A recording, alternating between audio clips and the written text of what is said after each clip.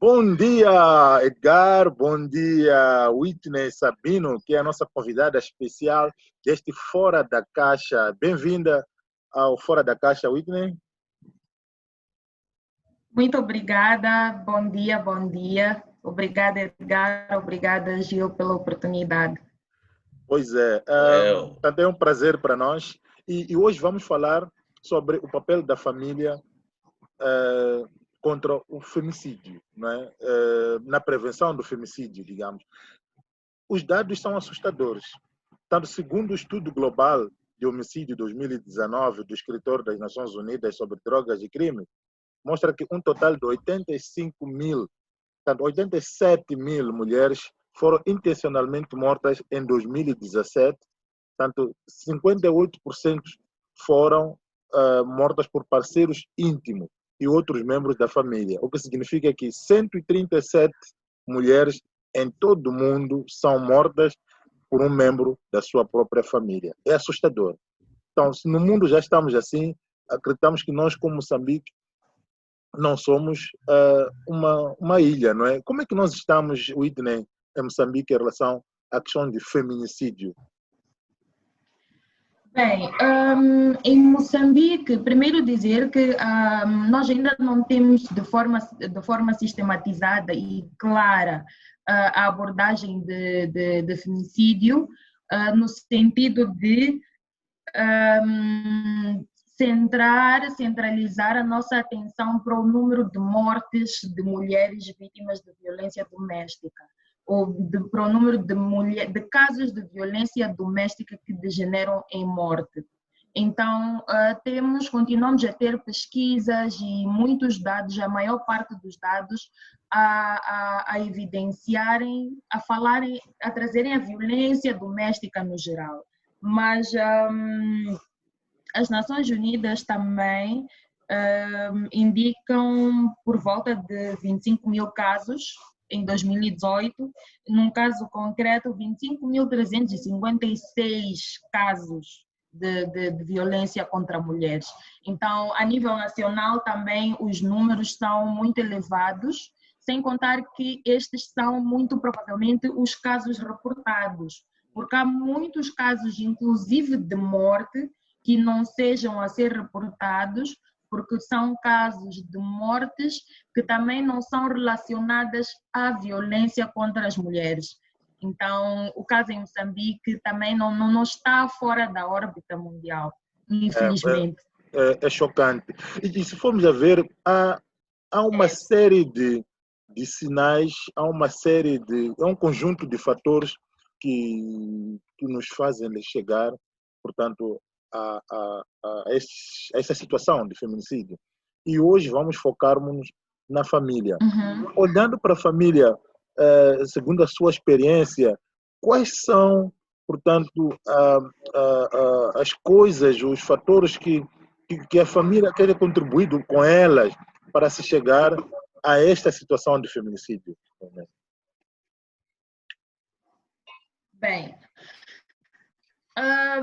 em primeiro lugar, dizer que todos estes casos têm que ver com a forma como as famílias, no caso, as famílias moçambicanas, olham para as mulheres, olham para a vida das mulheres e olham para o valor da vida das mulheres.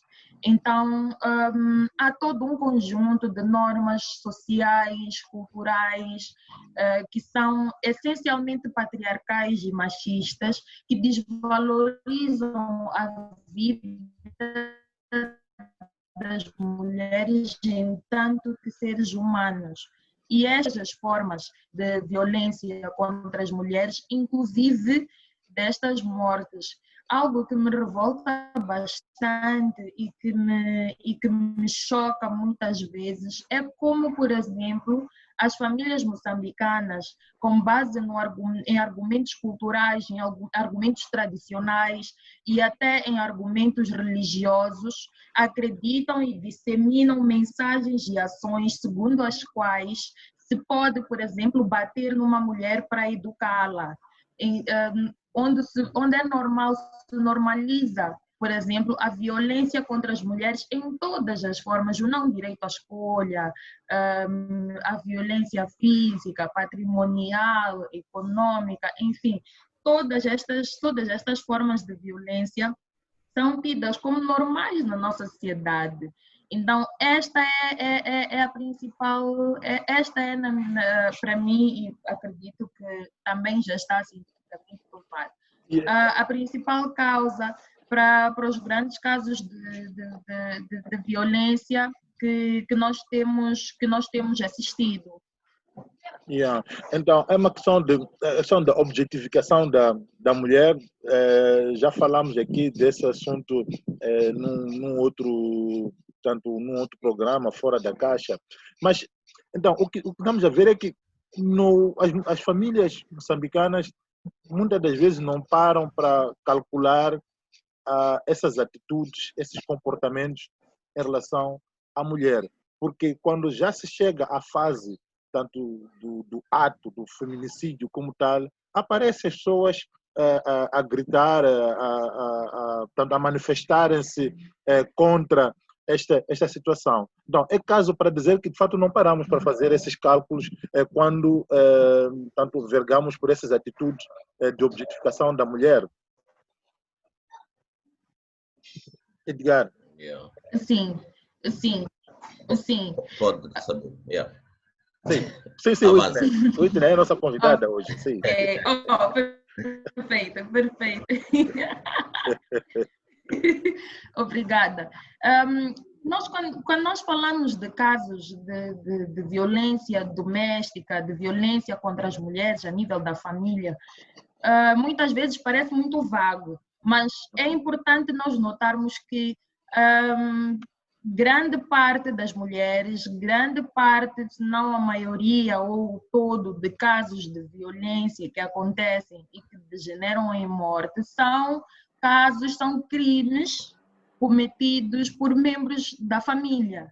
Quem viola as raparigas são os pais, padrastos, irmãos, primos, tios, pessoas do núcleo que deveriam proteger essa rapariga, essa mulher. Exatamente, do núcleo familiar, exatamente, que deveriam proteger estas mulheres, quer dizer, proteger estas raparigas e garantir que a família, o entorno familiar é um espaço seguro para todos e para todas, o que não é verdade muitas vezes no nosso contexto. Esse é que é o primeiro ponto. O segundo, muito ligado à objetificação da mulher, dos corpos das mulheres e das raparigas, é o fato de que por se tratar de casos que acontecem a nível familiar, há sempre uma tendência, mais uma vez por causa do machismo e do patriarcado, de proteger os perpetradores deste tipo de violência. Porque imagina, por nós também sermos uma sociedade patriarcal, onde as mulheres vivem em casa dos seus companheiros, com a família dos seus companheiros, etc., onde ela é o elo mais fraco, mais fragilizado da família e é vítima de violência, todo o entorno familiar vai proteger ao seu companheiro, este indivíduo que é homem, que é o centro das atenções e que também é o centro de poder. Mesmo a nível da família das mulheres, em casos em que há lobolos envolvidos, em casos em que mesmo não há filhos, mesmo que nem filhos haja por causa de supostamente condições econômicas, não se gere devidamente a questão da violência contra as mulheres. É sempre preferível hibernar e deixar os casos seguirem até chegarem à morte. Eu me lembro de um caso que nos chegou, de uma mulher que chegou a perder a vida num dos hospitais centrais a nível das províncias de Moçambique, e que a sua morte não contou não é vista como um caso de violência doméstica, mas sucede que já se sabia que ela era vítima de agressão física, psicológica, enfim, todas as formas de violência possíveis e imaginárias. Esta mulher chegou a ser agredida grávida e perdeu o bebê. E decorrente disto, agregaram-se vários outros problemas de saúde, aos quais ela não conseguiu sobreviver. Daí também a importância de nós falarmos mais ativamente em feminicídio e advocarmos para começarmos a ter dados, até para poder mobilizar a sociedade com evidências de que isto de fato está a acontecer e que isto é um tipo de mortes específico e que isto deve ser uma preocupação de todos e de todas nós. O caminho é bastante longo, mas voltando, o principal que era importante pontuar para mim neste momento era justamente isso, é como as famílias vão gerindo, as famílias ainda não relacionam a primeira chapada à morte, não relacionam o primeiro insulto, o primeiro grito à morte. A como isto, na verdade, é um caminho que, algumas vezes, é longo, algumas vezes é muito curto, mas que leva à destruição de uma vida que conta e que tem valor. Hoje, segundo ainda o mesmo relatório, Edgar e Whitney, é que a África, infelizmente, está colocada no topo ali como a mais perigosa para as mulheres. Tanto no sentido de risco, fala da taxa de homicídio por parceiro íntimo, não é? Tanto estamos a falar de 3,1 por 100 mil mulheres. Tanto as mulheres correm maior risco de serem mortas por parceiro íntimo ou outro membro da família, tanto em comparação com a Europa, por exemplo. Hoje nós estamos a falar de 3,1 e a Europa anda nos 0,7. Então, significa que esse conjunto de fatores todos que coloca esta mulher tanto numa situação de perigosidade junto aos seus parceiros ou à família, né? Pessoas que, como dissemos mais uma vez, são pessoas que têm um papel de trazer alguma segurança e ela são as pessoas com que confia, são as pessoas mais próximas dela, mas, no entanto, acaba sendo um espaço bastante perigoso. Sim. Eu penso que realmente, eu não saberia o certo dizer o porquê, ok, tenho algumas ideias, porque eu penso que há uma pressão muito grande no nosso contexto, no nosso continente, vou olhar a partir de Moçambique, para o casamento, sabe? Principalmente para a mulher, há toda uma pressão para que ela esteja casada, não pode chegar aos 30, senão vai ficar para a titia. Então, quanto antes até se casar, melhor ainda. E também espera-se que esse casamento dure para todo sempre, porque aquela mulher que divorcia, que separa-se, fracassou no lar. Então, há todos os comentários negativos em volta dela, seja pela família, seja pelos vizinhos. É aquela que não conseguiu nem segurar o lar. Ela é fraca demais que não conseguiu nem segurar o lar dela. Então, eu penso que essas interpretações também fragilizam, vulnerabilizam a mulher, porque eu, de certa forma, obrigada a estar em um relacionamento, mesmo que não seja um relacionamento bom, saudável, harmonioso para ela. E se formos a ver, não existem comentários similares em relação aos homens que talvez não querem estar em algum relacionamento, enfim. E também não são educados, nós homens não somos educados, estruturados emocionalmente para a gestão de uma relação, sabe? Uma relação com responsabilidade. Estar dentro do relacionamento e com responsabilidade. Até porque quando se fala da fidelidade, espera-se a mulher que seja fiel na relação em comparação com o homem, né? Portanto, nunca o homem é educado para a fidelidade, no nosso contexto, nesse caso. Se ela é traída, ela, por exemplo, nem pode reclamar de traição. Mas todo homem é assim. Você vai se separar só porque ele te traiu? Quem que não é traída, minha irmã? Segura esse teu marido, segura o teu osso. É assim como essas expressões, até, segura o teu osso, cuide, faz a sua parte. Enfim, no final de tudo, o que é seu sempre vai dormir na sua... Pode até sair, o que é seu vai dormir na tua casa. Então, é aquela dona, a dona do anel, né? O que importa é isso, seja dona do anel, estás aí com o anel em casa. Então, eu penso que precisamos desconstruir isso e responsabilizar também o homem. Eu penso que estamos em falta com isso.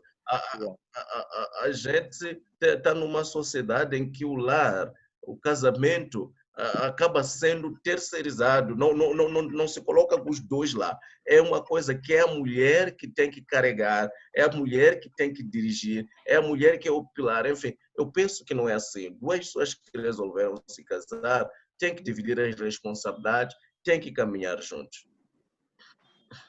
O Whitney parece que estava para dizer alguma coisa antes do Edgar intervir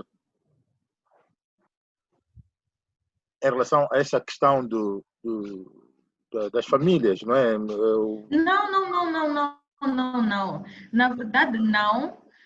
Concordo plenamente com o que o Edgar acaba de dizer. Se o sistema patriarcal tem por ponto de poder central o homem, e este homem é supostamente frágil, é uma criança, quer dizer, o argumento à partida não faz sentido absolutamente nenhum. E o Edgar já disse tudo: o casamento, a família, gerir a família em todas as suas áreas é responsabilidade do casal. E olha, de que forma as famílias, porque, bom, elas estão, será que as famílias estão conscientes, ou primeiro do feminicídio, estão conscientes desta objetificação da mulher, para deixar que esse tipo de coisas aconteçam, esses sinais todos que nos levam a este problema? Então já estamos a falar de uma consequência, na verdade, de um problema. Será que as famílias estão conscientes disso? E se não estão, de quem é a responsabilidade para que as famílias tanto ganhem essa consciência e tenham uma nova postura em relação ao tratamento da mulher? Bem, as famílias não estão conscientes, e eu arrisco-me a dizer mais. Nem o Estado, nem as instituições públicas e privadas estão conscientes do mal que isto representa, estão conscientes do feminicídio como tal. Não há esta consciência. De uma maneira geral, definitivamente não há. De uma maneira geral, definitivamente não há. Agora, também não posso ser... o cenário não é mau de todo, porque à medida que os casos, infelizmente, foram aumentando, à medida que se foi fazendo uma maior advocacia sobre estes assuntos, e à medida que Moçambique também avançou com a legislação, como 29/2009, sobre violência doméstica, estas coisas todas, a consciência mudou. Ainda num nível muito micro, mas a consciência mudou. Algumas famílias já preferem ter as suas filhas de volta do que ter as suas filhas mortas. Podemos perceber, por exemplo, no caso que nós tivemos no passado da Josina Machel, da Valentina Guebuza, que este tipo de problema não tem classe. Então, foram casos difíceis, extremamente dolorosos, mas que nos mostraram como moçambicanas e moçambicanos que a violência doméstica, os feminicídios, a violência contra as mulheres não tem classe.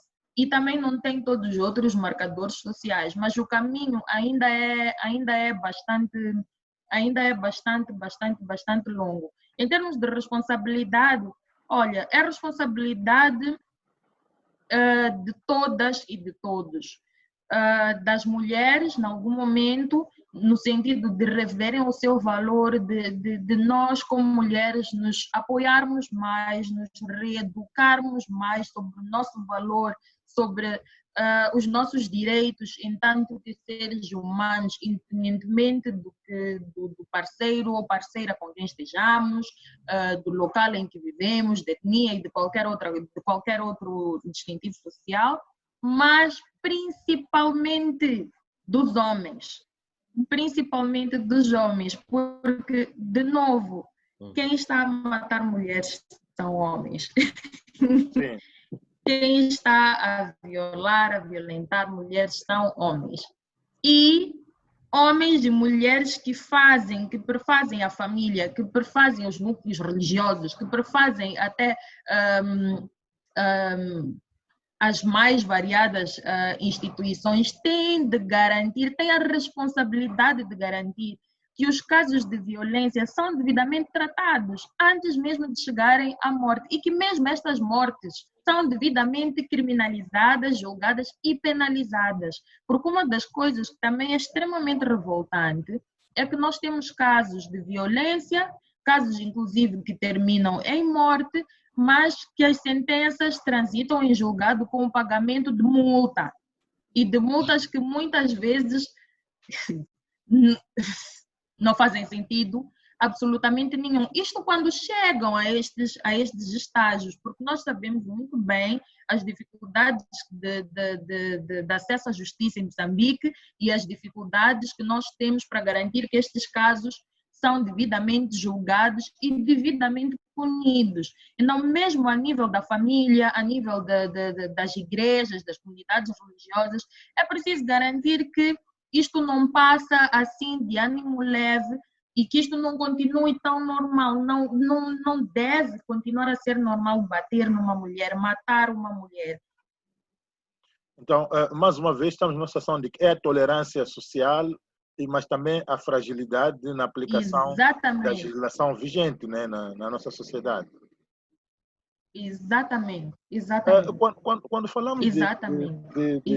de feminicídio, Exatamente. ok, hoje estamos a focarmos muito nas mulheres jovens, não é? E retratando sobretudo os casos que aconteceram recentemente no nosso país, mas também isso vai para além disso, né? Há mulheres idosas que são mortas todos os dias. Temos visto reportagens de mulheres porque estão numa idade já mais avançada, mortas por suspeita de feitiçaria. Okay. Sobretudo, nós sabemos muitos casos dessa natureza do lado da Zambésia, em Inhambane, mas também acredito que em outras províncias também temos tido essas situações. Pouco se fala disto. Pouco nos indignamos sobre essas coisas. É interessante que o feitiço sempre vem da mulher. É a avó que é feiticeira, é a mãe que é feiticeira. Dificilmente encontramos o feiticeiro, o pai, o avô. Geralmente quem faz o feitiço é a mulher, o que mostra que também há um problema de gênero aí, sabe? Há um julgamento, há uma sobrecarga, mais uma vez, há um fardo a mais para com a vida da mulher. E eu penso que precisamos também refletir um pouco como sociedade. Agora, voltaria, e de forma geral, é refletir sobre o feminicídio mesmo, porque como a Whitney dizia, infelizmente não há idade, não há raça, não há classe, então isto atravessa. E os argumentos para o feminicídio, eles também são múltiplos. Agora, realmente o que a gente precisa perguntar se realmente vale a pena trabalhar esses argumentos. No geral, não vale a pena. É considerar que nada justifica a morte de outra pessoa, nada justifica a violência contra outra pessoa. E eu penso que a família pode ser convidada para refletir sobre isso, para procurar transformar isso, porque é lá na própria família onde a tolerância para com aquele pequeno ato de violência, aquela chapada, aquela discussão, aquela exaltação, e é a família que vai dizer, não, aguenta, é assim mesmo, isto funciona assim, vai dar certo. Enfim, porque todos os casos de feminicídio, eles são muitas das vezes o ponto mais alto. Há todo um conjunto de discussões a priori a isso, há todo um conjunto de incômodas a priori a isso, e é a família que está lá a maquiar a situação, é o padrinho, enfim, eu penso que há necessidade de as famílias ganharem coragem mesmo para não acomodar a violência. Olha, aconteceu, se não dá, não funciona, vamos separar. Temos que parar também de ver o relacionamento, o lar, como aquela coisa que realmente a grande meta da vida e que realmente vai nos fazer chegar até que a morte nos separe, porque realmente o que a gente percebe é que a morte acaba nos separando de formas trágicas, né? Não é morte natural, a morte acaba assim separando casais, mas em situações dessa, matando, assassinatos, feminicídios. Então, eu penso que é necessário a família se redefinir, se reestruturar e aprender a acolher essa mulher que é vítima de violência. Porque o problema de muitas mulheres, inclusive, não conseguem sair dessas relações, mesmo que não sejam saudáveis, porque não encontram apoio, não encontram suporte, não Todas as encontram portas estão suporte das fechadas, amigas, praticamente. suporte da família. Exatamente. Então, o único lugar que ela continua tendo é exatamente aquele relacionamento. Então, há que encontrar suporte. E também é fundamental que responsabilize, trago mais uma vez, fale isso com esse homem, porque muitas das vezes, quando se fala ok, quando os conselhos são para manter o relacionamento, é essa mulher que tem que manter a relação. Não é convidado o homem a se responsabilizar. Eu penso que é fundamental responsabilizar o homem, fazer ele refletir sobre as suas atitudes, fazer ele tender a mudar as suas atitudes. Infelizmente, há todo um processo de maquiamento das situações, os homens não são trazidos à responsabilidade. Para mim, é fundamental que homens discutam com homens sobre construção de relacionamento saudável. É fundamental que as famílias, do mesmo jeito que pressionam e responsabilizam a mulher para a construção de um relacionamento saudável, harmonioso, estável, há também necessidade de educar o homem para a construção desse relacionamento. Como já dizia antes, o relacionamento é coisa feita dos dois, pelos dois. Então, não é uma estrada de uma mão, é uma estrada de duas mãos. Eu dou, recebo, eu espero também receber. Então, é injusto demais esperar que seja apenas a mulher a suportar esta relação. Então, mas vamos talvez tentarmos ser um pouco mais concreto. Está claro que no discurso a gente diz que as famílias têm esse papel. É isso, Gil. As famílias têm esse papel, mas sabemos também que as famílias não estão preparadas para esse papel ainda. De que forma mais concreta, de que forma podemos trazer as famílias para essa responsabilidade?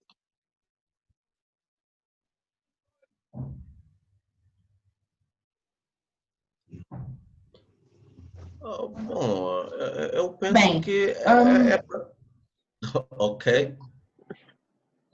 Não, you can go. Tu já começaste. Eu penso que, na verdade, o fundamental, não existe um caminho. Eu penso que é a partir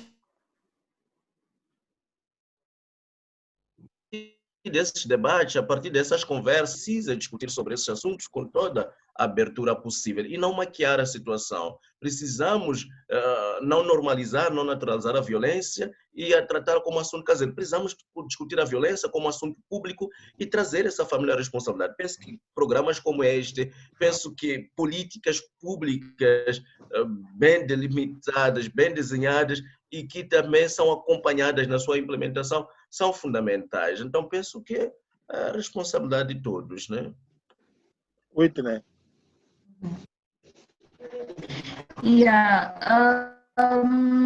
Eu concordo com o Edgar, não há um caminho, são vários e, de fato, temos visto, temos assistido a várias ações com base em diferentes lógicas que visam responder a este problema. Mas eu insisto que uma das áreas com maior lacuna é uma intervenção coletiva e pública em relação aos casos que nos chegam, no sentido de garantir que eles não terminam impunes, no sentido de demandar das instituições que têm de responder formalmente a estes problemas uma resposta cabível e plausível. Nós tivemos, por exemplo, há pouco tempo, notícia do caso de Morumbala. Então, é preciso agir no sentido daquele caso, daquele julgamento ser revisto. Então, Pode contextualizar novamente o caso de Morumbala, Whitney? Sim. Bem, nós recebemos a informação de um enfermeiro que violou uma rapariga. E o caso transitou em julgado com pagamento apenas de uma multa. E bom, é aquela situação que todos nós já conhecemos, não há advogados, é o Ministério Público e aquilo é tramitado, e passa, e termina assim. Apesar desta revolta toda que está a haver, é preciso retomar a este caso e garantir que há uma revisão desta sentença. Então, quem fala deste caso, fala de vários outros que nós já acompanhamos em Manica, na Zambésia, no Niassa, em Nampula muitas vezes, enfim, um pouco por todo o país. Casos que, primeiro, ou são extremamente morosos, a ponto da família lesada, que é muitas vezes a família da mulher que perdeu a mulher, ou que teve a sua filha, a sua familiar lesada em algum momento, acabar desistindo de fazer o segmento, e depois sem advogados, sem advogadas, sem nenhuma forma de apoio. E segundo, porque quando eles vão a ser julgados, mais uma vez o patriarcado cai por cima da mulher e passa panos quentes por cima de casos tão graves quanto estes são. Então, é preciso, eu penso que é preciso ampliarmos as nossas vozes em relação a isso. É preciso também, da mesma forma que nós construímos muitas evidências em termos de pesquisa sobre violência contra mulheres, quer no espaço público, quer no espaço privado, agora é preciso evidenciar mais e melhor os casos de mortes de mulheres por causa da violência e trazer mais ao debate a questão do feminicídio como tal, e envolver os diversos atores da sociedade neste debate com base nestas evidências, porque, tal como eu disse no início, ainda estamos a olhar de forma muito distante o primeiro ato de violência e a sua relação com a morte como consequência final. O primeiro ato de desrespeito, e como o principal agora a fazer é minimizar a zero, reduzir a zero a intolerância aos casos de violência que nós temos assistido e mobilizar mais a ação coletiva para uma ação pública que garanta que os casos de facto sejam julgados e puníveis à medida. Então, essa seria a minha primeira. A segunda seria nós próprios e próprias que já estamos neste caminho há um pouco mais de tempo, também sermos mais tolerantes a outros membros da sociedade que ainda não são e que, infelizmente, tendem a responder mal às iniciativas, sobretudo as mais inovadoras, de combate à violência ou por um mundo mais igual. Os ativistas e as feministas, sobretudo, têm passado por muita retaliação, sobretudo nas redes sociais e até a nível da comunidade, a nível familiar, mas isto não pode significar desistência em nenhum momento, e também não devemos fazer, acho que podemos fazer um pouco mais para transmitirmos também um pouco mais de abertura, e nós, na qualidade de quem acedeu a um pouco mais de conhecimento, a quem transitou por conta da experiência para um nível mais ativo nesta luta pelos direitos humanos das mulheres, ser mais tolerantes e optar por abordagens que mais dialogam, que mais geram mudança, uma mudança mais sensível e mais acolhedora. Porque muitas vezes, bom, são pessoas das nossas famílias, são pessoas com quem convivemos que também precisam se sentir acolhidas primeiro para depois acolherem a mudança que nós estamos a propor. E também é uma forma da gente começar a olhar de que forma estamos a abordar essas questões, né? Até o ponto de ainda termos pessoas que ainda não entraram, não perceberam esta luta, né? Acho que é um pouco por aí. Exatamente. Tentarmos ser um pouco mais criativos Exatamente. também nas nossas abordagens. Exatamente. Exato. Edgar.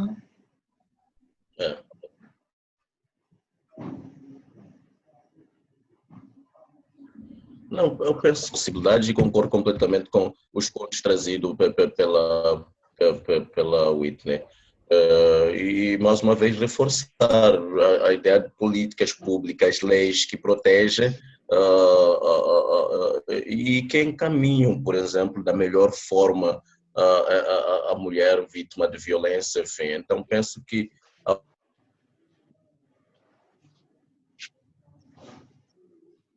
apostar em políticas públicas e na melhor forma de fundamental que a gente tenha dados. Eu penso que a fragilidade de dados acaba, às vezes, não trazendo a dimensão do problema, que fazer-se uma advocacia para que, do ponto de vista legal, o nome, na caso de mulheres assassinadas, o nome feminicídio seja a expressão a ser usada. Não tratar como um crime geral, como um homicídio, mas como um feminicídio mesmo, tipificar. Eu penso que a tipificação ela também pode ajudar a se ter a real ideia da situação que está-se a viver e assim pode-se também melhor advocar para a mudança dessa situação.